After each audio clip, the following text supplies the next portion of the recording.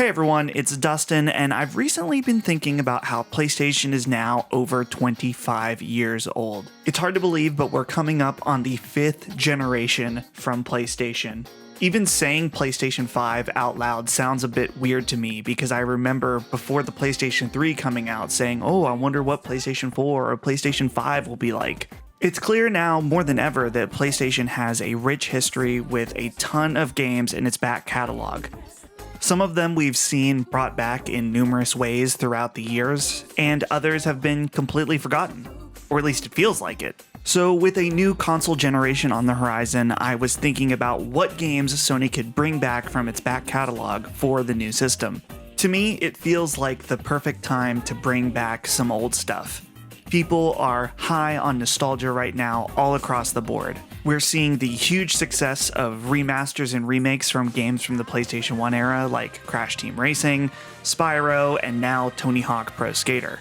So these are the IPs that I think Sony should absolutely bring back for the PlayStation 5. Let's start off by talking about Socom.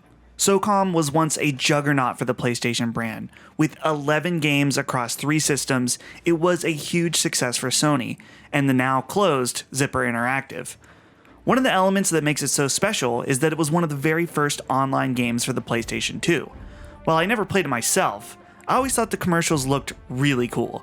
Unfortunately, Socom began a slow decline after Socom 2, or at least critically. While there were a few standout titles later in the lineup, such as Fireteam Bravo 2 for the PlayStation Portable, the last 3 titles didn't fare so well, with the final Socom game scoring an average of 67 on Metacritic. Though, funny enough, the low score may not have been the biggest problem that Sony had with this game, as the infamous PlayStation Network outage of 2011 began on April 17th, 2 days before the launch of the game on April 19th. With the servers down for nearly a month, alongside a slew of glitches, the Socom franchise kind of crashed and burned at the end. Zipper Interactive did get to make one more game called Unit 13 on the Vita, which was met with some middling success. The studio was unfortunately shut down shortly after. Next year, it will be over a decade since the last Socom game, and a lot has changed in the video game landscape. With the huge success of new tactical FPS games such as Rainbow Six Siege, you have to imagine Sony is at least considering reviving the franchise.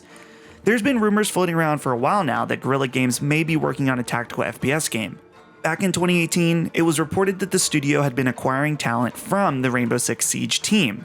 It's totally possible that Guerrilla was hiring for a new Killzone game, which also would be very exciting. But I also think it's entirely possible that Sony sees the potential in bringing back a beloved tactical game that has become nostalgic to many. Up next is Dark Cloud. While Sony may be focused on more Western-style third-person action games this past gen, there was once a huge focus for first- and second-party JRPGs. Dark Cloud was the first title from the now seasoned Japanese developer Level 5, and was intended to be a launch game for the PlayStation 2. The game was eventually released in December 2000 in Japan and May 29, 2001 in North America. The game was met with overall positive reviews, scoring an 80 average on Metacritic. Despite that, the game initially did not sell very well. It sold only 35,000 units in Japan by the end of the year 2000. It proved to be a much greater success in the international market, eventually reaching 1 million units by 2006. Level 5's partnership with Sony would continue with a follow-up title just 2 years later called Dark Cloud 2 in North America, or Dark Chronicle in Japan and Europe. The game was considered a success, scoring 7 points higher on Metacritic. IGN's review stated, "The leap in quality between the two games really is amazing. From the incredible graphics, to the great sound, to the refined gameplay, Dark Cloud 2 just oozes of quality and polish." While Sony's partnership with Level 5 would continue with games like Rogue Galaxy and White Knight Chronicles, the two companies haven't worked directly together since the release of White Knight Chronicles 2 in 2010. And even then, Sony only decided to publish the game in Japan, with having to use an outside publisher for the rest of the world. Since then, Level 5 has grown substantially, creating some of the most beloved video game franchises, such as Ni no Kuni and Professor Layton. Their biggest hit, though, has to be Yokai Watch, the multimedia franchise that took Japan by storm. With the many successes both companies have had since their last outing together, a new Dark Cloud game, whether it be a reboot or a sequel, could be huge.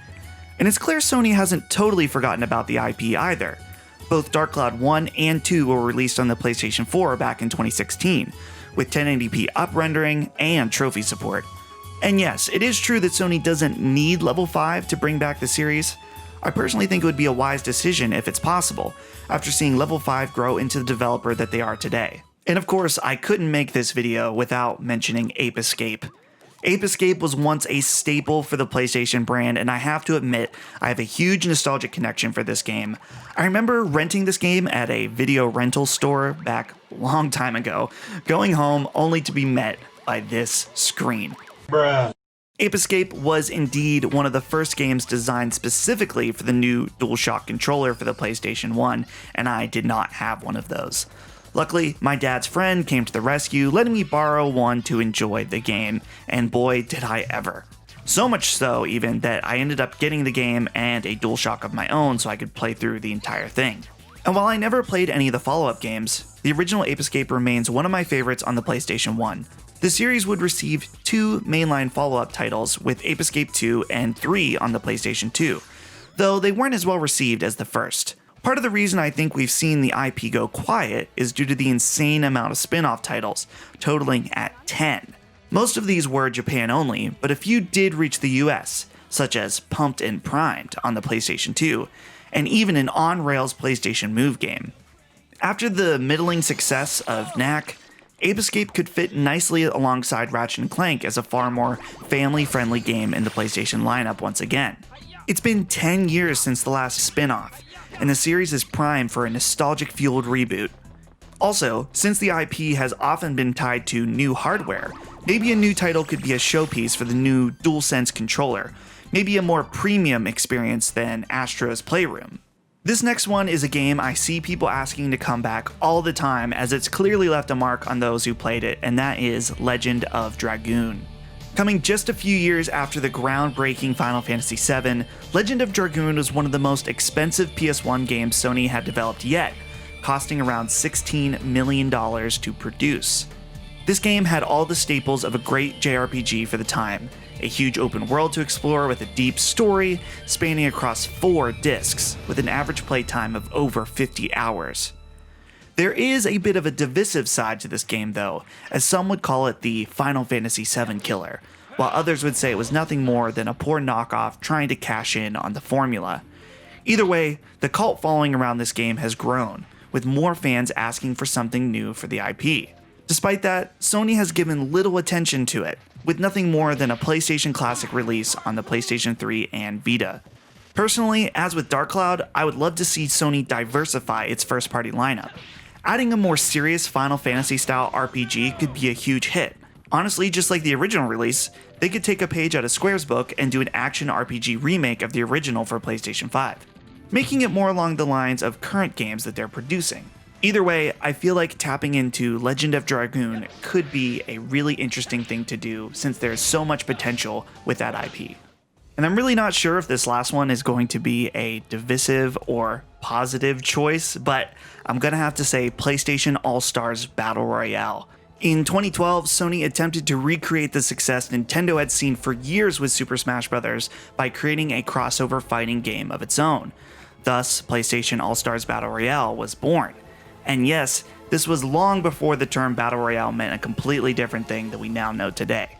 AllStars features some of the most iconic PlayStation characters at the time, such as Nathan Drake from Uncharted, Ratchet & Clank, Kratos from God of War, Sackboy, Sly Cooper, and many more. The game even features some notable third-party characters as well, such as Big Daddy from BioShock, Raiden from Metal Gear Solid, and Isaac Clarke from Dead Space as a DLC character. And while the title was brimming with potential, a few setbacks kept it from reaching the success of Super Smash Bros. To start, while the game had a decent lineup of fighters, it was missing some of the most iconic characters associated with the PlayStation brand. For example, Crash and Spyro were not part of the lineup, 2 characters very closely associated with the success of the original PlayStation. Of course, Sony needed to license both of these characters from Activision to include them in the game, but it's unknown why a deal was never made. In addition, the gameplay itself just simply wasn't as refined as Super Smash Bros. One of the biggest missteps would be the reliance on super attacks, which are the only way to KO another character.